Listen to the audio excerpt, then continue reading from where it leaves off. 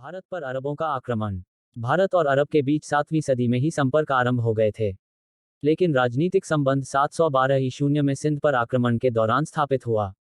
भारत में अरबों के आगमन का राजनीतिक दृष्टि से उतना महत्व नहीं है जितना अन्य पक्षों का है। अरब आक्रमणकारी भारत में उस प्रकार का साम्राज्य नहीं बना पाए जैसा कि उन्होंने एशिया, अफ्रीका और यूरोप के विभिन्न भागों में बनाया था। यहां तक कि सिंध में भी उनकी शक्ति अधिक दिनों तक नहीं बनी रही।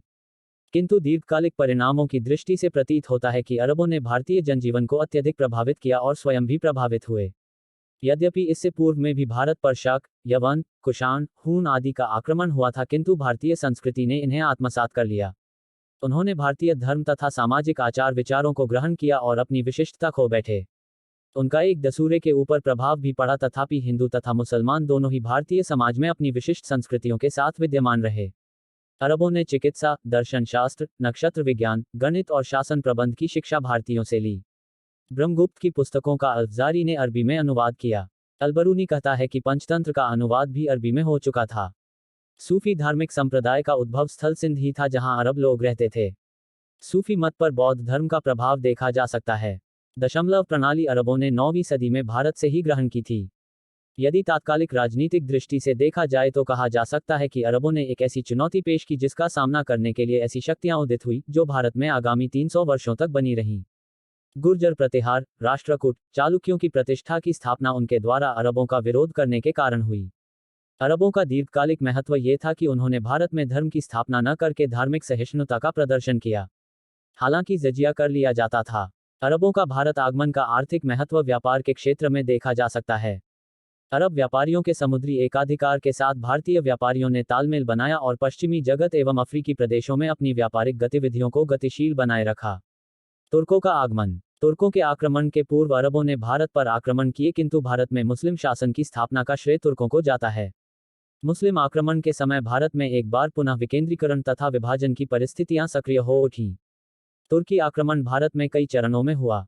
प्रथम चरण का आक्रमण 1000 से 1027 ईशून्य के बीच गजनी के शासक महमूद द्वारा किया गया।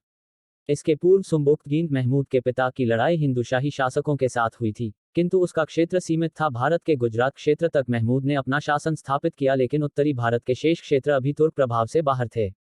कालांतर में गौर के शासक शिहाबुद्दीन मोहम्मद ने पुनः भारत में सैनिक अभियान किए। 1175 से 1206 ईशून्य के बीच उसने और उसके दो प्रमुख सेनापतियों ऐबक और बख्तियार खिलजी ने गुजरात, पंजाब से लेकर बंगाल तक के क्षेत्र को जीतकर सत्ता स्थापित की। किंतु 1206 ईशून्य में गोरी की मृत्यु के पश्चात तुर्क साम्राज्य कई हिस्सों में बंट गया और आगे चलकर भारत में दिल्ली सल्तनत नाम से तुर्क साम्राज्य स्थापित हुआ। तुर्क आक्रमणों के पूर्व भारत के राज्यों की स्थिति। मुल्तान तथा सिंध दोनों क्षेत्र 8वीं सदी के आरंभ में ही अरबों द्वारा विजित कर लिए गए थे। सिंध में अरबों की सत्ता के अवशेष अब भी बने हुए थे। हिंदू शाही राजवंश उत्तर पश्चिम भारत का विशाल हिंदू राज्य था, जिसकी सीमा कश्मीर से मुल्तान तक तथा चिनाब नदी से लेकर हिंदुकुश तक फैली थी। महमूद ने इसकी राजधानी व हिंद पर आक्रमण कर दिया तथा यहाँ का शासक जयपाल था, जिसने पराजित होने पर आत्महत्या कर ली। उत्तरी भारत में स्थित कश्मीर का क्षेत्र महमूद गजनवी के आक्रमण के समय से राजनीतिक अव्यवस्था से ग्रसित था। यहाँ की वास्तविक शासिका क्षेत्र गुप्त की पत्नी दीदा थी। उपर्युक्त राज्यों के अतिरिक्त मुस्लिम आक्रमण के समय उत्तरी भारत में अनेकों छोटे छोटे राज्यों का अस्तित्व था।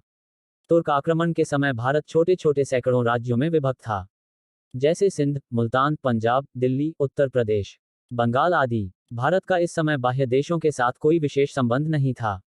राज्यों का आर्थिक आधार कमजोर था, जिसके फलस्वरूप सैन्य आधार भी कमजोर हो गया। राजनीतिक विभाजन की यह समस्या केवल राजपूत राज्यों तक ही सीमित नहीं थी, बल्कि इसका परिणाम देश के सामान्य जनजीवन पर भी पड़ा था। उत्तर भारत में राजनीतिक एकता का पूर्णतः अभाव था। इस समय छोटे छोटे राज्य सारे देश में बने हुए थे, परंतु कोई भी एक राज्य या शासक इतना शक्तिशाली नहीं था जो इन्हें जीतकर एक छत्र राज्य स्थापित कर सकें। आंतरिक कलह ने इन्हें कमजोर बना दिया था और विदेशी आक्रमण का प्रभावशाली ढंग से विरोध करना इनके लिए संभव नहीं था। इस स्थिति के लिए राजपूत शासक जिम्मेदार थे, क्योंकि ये हमेशा आपस में संघर्षरत रहते थे। आंतरिक अशांति की इस परिस्थिति ने अंततः राजपूत शासकों का अस्तित्व समाप्त कर दिया। मध्यकालीन भारत की प्रमुख घटना मुस्लिमों का आक्रमण थी, जिसमें सर्वप्रथम अरबी आक्रमण हुआ और बाद में तुर्की आक्रमण हुआ। सर्वप्रथम अरबी मुसलमानों का आक्रमण 636 ईशून्य में हुआ था। यह आक्रमण खलीफा उमर के समय में हुआ और यह आक्रमण असफल रहा। भारत पर पहला सफल आक्रमण 712 ईशून्य में मोहम्मद बिन कासिम द्वारा किया गया। यह आक्रमण खलीफा अल-वाजिद के शासन काल में हुआ था। श्रीलंका में अरब यात्रियों की मृत्यु इस आक्रमण का प्रमुख कारण था। मोहम्मद बिन कासिम के आक्रमण के समय सिंध का शासक दाहिर था, इसने सिंध तथा मुल्तान को जीता। मुल्तान से अरब आक्रमणकारियों को अपार सोना प्राप्त होने के कारण उन्होंने मुल्तान को स्वर्ण नगरी कहा।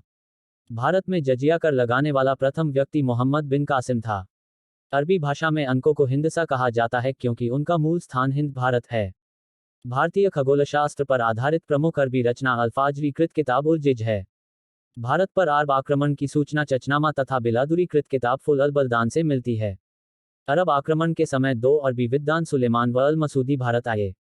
भारत पर अरबों का